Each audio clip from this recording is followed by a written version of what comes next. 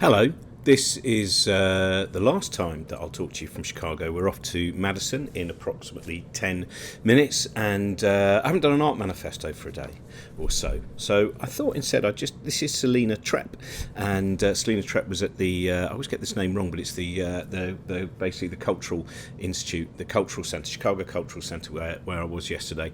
And Selena was part of an exhibition called I Am an Instrument in the Shape of a Woman, which is from an Adrienne Rich poem. I am an instrument in the shape of a woman, trying to translate pulsations into images for the relief of the body and the reconstruction of the mind. And I just loved Selena had this, you can pick this up, it's just her kind of methods of work for happier life and her process.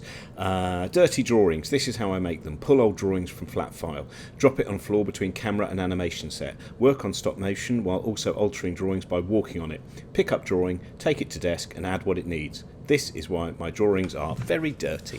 And I just, really improvising, composing. It's a lovely little kind of just collection of her process. And this kind of thing also reminded me quite a lot of things like the lovely fanzines that Josie Long used to do, like drawing moustaches in magazines, that some of you might remember that. Anyway, so go and see Selena Trepp's work at the Cultural Centre. There's much other stuff to see there too. Bye-bye, Chicago.